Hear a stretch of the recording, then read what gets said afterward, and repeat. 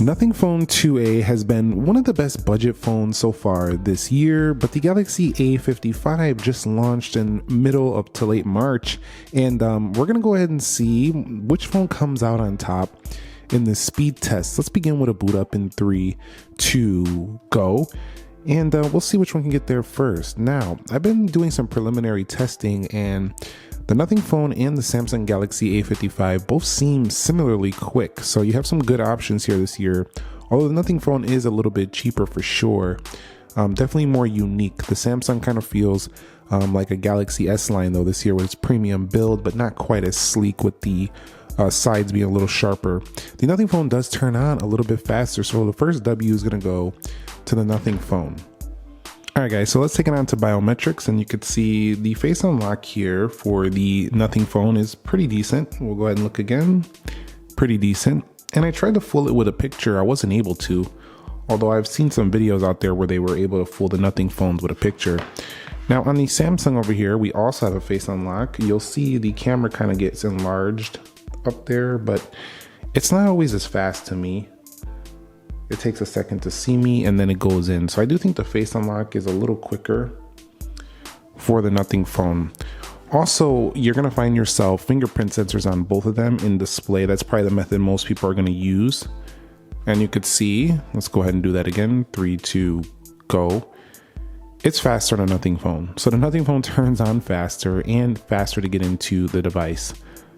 So that's just something to note. The Nothing Phone has the quicker biometrics on both the face and the fingerprint. They also have the ability to go ahead and unlock the phone, skip the lock screen. So if you don't want to do the swipe, you don't have to. You can do that on both of these. You can skip that altogether. Now, in terms of the actual OS, we're looking at the Nothing Phone OS here, and it's very snappy, very smooth and snappy for the most part. We'll talk about what I mean by that later. Let's go down to About Phone. You'll see Nothing Phone OS 2.5.4.A, MediaTek Dimensity 7200 Pro, 12 gigabytes of RAM, so that's an advantage over my 8 gig of RAM over here on the Galaxy, and 5,000 milliamp hour battery. Somebody said in one of my videos that they're not a fan of the icons. I just wanted to showcase something here. You can easily change those. I only put those so you can definitely tell in the thumbnail that this is a Nothing Phone. If we hit the default icons, you can make them look just like that. Once again, you don't have to have this whole Nothing OS theming if you don't like it. I put it on there for the videos. Generally scrolling through though, one of the things I'm noticing about the Nothing Phone is that it just kind of feels very snappy. Just kind of a simple, clean version of Android. However, it's let down by one area on the A series, and I'll talk about what that is later. But over here we have the Exynos 1480.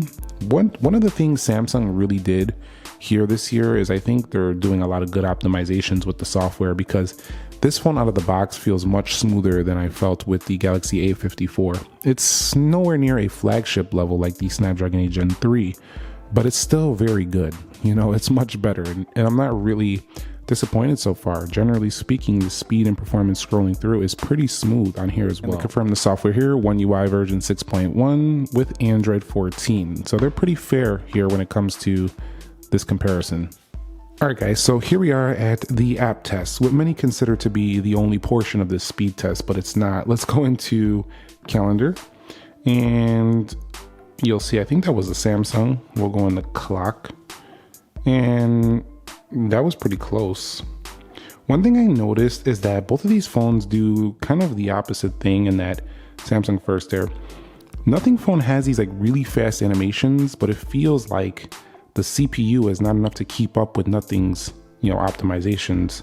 So this can still feel like it's stuttering sometimes or a little bit slower. Whereas the Samsung feels like it's kind of more in line with the performance. Let's go into Play Store, meaning that the animations aren't going faster than the CPU can, so it feels slightly more consistent. However, it feels also like on the Samsung, like sometimes it needs more power. Let's go into Groupon. So while I was saying earlier that the Samsung doesn't really, you know, it's not like the A54, it still feels a little slow with its Exynos. When you start doing multiple things and you start just kind of using real world use, for sure. Both of these tend to scroll a little bit choppier than a flagship phone.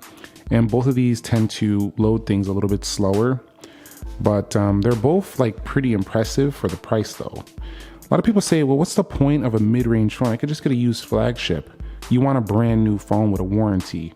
You also want a brand new battery with a brand new phone, and you don't want to pay the premium price. Also, if you want a more modern design, a lot of these mid-rangers are more in line with the current design philosophies of the companies. So keep that in mind. Let's go into Amazon. However, I do have to say, I agree with some of you there who are like, I'll just get an older S23 or S22 or something like that, or maybe a Nothing Phone 1 or 2 used, something like that. That makes a lot of sense. But at the same time, keep in mind, some of these phones have been used, beat up, they're gonna be scratched. So you gotta be careful when you are picking those up to make sure you don't get, ripped off. Let's go into Play. And you can see that's first on the left. Let's go over here to Free Fire. And in some markets, those phones used aren't cheap either. So depending on where you're at in the world, that could be a good deal or not such a good deal, and you might just want to get a phone like this anyway. Let's go into Subway Surfer. Specifically in the US, buying a used flagship might be a cheap proposition, but in certain countries, a used flagship might still be twice as much as this. So keep that in mind when you're making that opinion. You got to remember, this is like these are global phones. They sell in multiple places around the world. And you'll see Nothing Phone a little faster there. It's looking like so far the Nothing has like a slightly snappier animation, seeming to load things a little quicker than the Samsung. All right, so let's go into PUBG Mobile here and see what happens here for this phone right here on this one in this game. Let's see which one wins out here. It looks like the Nothing Phone is in the lead. Remember, we have 12 gigs of RAM, and the Nothing Phone actually boosts its performance a little bit in gaming, so it could give it the advantage. And slightly quicker there, but not a ton. Let's go over to 3D Mark. This is going to be interesting to see these scores because they're not going to be anywhere near flagship grade. But it'd be interesting to see which budget phone does better. Nothing Phone faster on the left, and InShot faster on the right. Geekbench faster on the right. So they traded blows. I would say they're pretty close, honestly. It's kind of like, do you want the features or do you want the Nothing Phone snappy, simple, vanilla kind of feel with its enhancements and its glyph interface and stuff on the back? Honestly, I think the Nothing Phone feels like it's trying to be faster than it can handle, but I feel like the Samsung needs more power. So there are sacrifices to be made here, but both of these are generally pretty good phones for day-to-day operations. All right, so let's go ahead and do a RAM reload, see how they perform in this aspect. Really like the Nothing animations. They look very snappy. We have to double swipe here, which I don't have to do on the Samsung because I have good lock enhancement. Let's go over here on the Nothing Phone. This is nice though, it feels pretty good. Let's go into Amazon. And I feel like, there's been a couple of updates. I feel like there's not much more Nothing's gonna be able to do. There's only so much you can do when you have like a mid-range processor. Like you're not gonna be able to, or a budget processor, you're not gonna be able to hit flagship performance, but they're pretty close for the price of this phone. They're giving you almost a flagship feel, but it's just not gonna be that because you just don't have the chip to support that. But they're doing really good for what this phone is, honestly. And let's go ahead and do the reload test here for the Samsung Galaxy A series. You could see everything so far held pretty good.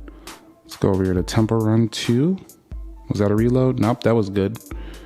You can see the animations definitely improved over before. This is definitely better than what I've seen on the A54 before. That seemed to like kind of reload there on Amazon.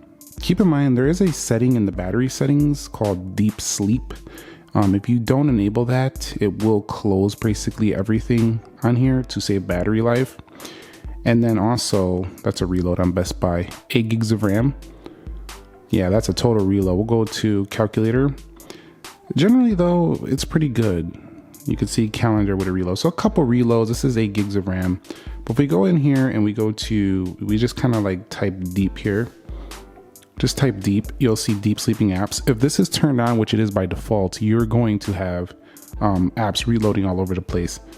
Also, there's something called RAM Plus in the memory settings where you can actually hold more apps by going to RAM Plus down here and turning on 8 gigs. By default, it's at 4, so it's going to close more stuff on this phone. So those are 2 settings I had enabled for this reload test. And here are our final wildlife extreme scores. You can see the Nothing phone with the win at 1152 with an average frame rate of 7 FPS, with the Samsung around 6 FPS. Scoring only better than 17% of devices on the A55 and scoring better than 22 on the Nothing phone. So pretty close, very close actually. But the Nothing phone takes the victory over the Samsung there. Let's go ahead and run a Geekbench CPU benchmark, and I'll be back to see, does the MediaTek beat the Exynos in this test? We'll be back. Did I say Exynos? Exynos in this test. So our final scores are in for the Geekbench test, and you'll see the Samsung winning out in both of them. So a slightly faster CPU here with the Exynos over here, but it seems like nothing has boosted the MediaTek CPU to kind of match it mostly. Not giving them credit, they lost there in 3D in the benchmark, but they won in 3D Mark. So gaming, a Nothing phone, CPU technically Samsung, but neither of these are going to be your CPU beasts. These are budget phones after all, or mid-rangers, depending on where you're at. Definitely both of them decent, but those are not like crazy high scores whatsoever, but that's what they got. Let's go ahead and see if we get any difference on the network speeds here. We're going to go right here on the left. And then I'm gonna make sure I'm on the same server while that's running over there. You can see pulling in near 500 on the download. Not bad, nearing 6 here now. Over 6, near 7. So yeah, you can get some pretty quick internet speeds there for, is that 700? That's a good day for me with the download speeds.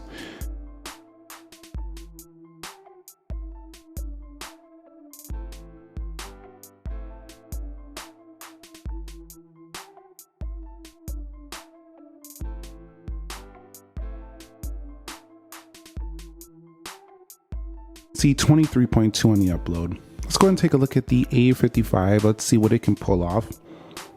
Is it going to be faster? I don't know. Is it going to be the same? We'll see. This is a global unlocked Latin American edition here. So I'm not sure if it's going to pull in the same performance, but you can see right there, way better there on the Nothing phone. And then you'll see over here about the same on the upload. So Nothing phone wins it on the download. So generally you're going to get some pretty good speeds here. Both of these are capable of 5G, but both of them definitely pretty quick in that area. Last thing I want to do is go ahead and launch the camera, see which one could do that even quicker. That is an important area, and I've been testing out these cameras, and I can tell you both of them are not my favorite, but they're both pretty decent for what you're paying. Let's hit camera, faster on the Samsung. And we'll do that again, 3, 2, go. And you'll see faster on the Samsung. What about the shutter? Pretty similar when we're going through the zoom lenses. You'll see a little faster on the Nothing. But some of the results turn out better on the Nothing, some on the Samsung. Let me know if you want to see a full comparison, non-speed test, but a comparison on which to buy between these two products. They both have pretty large screens though, around 6.6 inches on the right, 6.7 on the left. So the 2A got a lot of attention here this year because it was the first Nothing budget phone. Samsung's been doing these A series for a while, and this one is the best one yet for the A55, for the A50 series. But definitely still, the Exynos holds it back from being like a true beast. I will say though, the Nothing phone kind of feels like it wants to move faster than the CPU can handle. Like it feels like it has the Nothing phone 2 animations, the Nothing phone 2 optimizations, but its CPU chokes it up sometimes. So you'll be like enjoying its speed and then something will stutter and you'll be like, what the heck was that? So it seems like it wants to move a little faster than it can handle. But it's still very respectable for the price. The Samsung A55 feels like kind of like a Galaxy S line, pretty smooth and snappy, but then sometimes it feels a little slow, like something will be stuttery or choppy. It's rarer than it was on the A54. It's been improved, but you can still tell sometimes that things don't load as fast, open as fast, and don't generally perform as fast as a flagship phone. And you kind of notice sometimes it's a little inconsistent. So both of them, they're definitely budget phones. They're definitely cheaper, non-premium phones, but they kind of still have a lot of elements that make them feel close. So both impressive. I like both. I still think there's room for improvement, especially in this category. Thumbs up if you enjoyed it. Subscribe if you haven't already, and I'll catch you all in the next speed test. Nick here. Be sure to be well, and peace.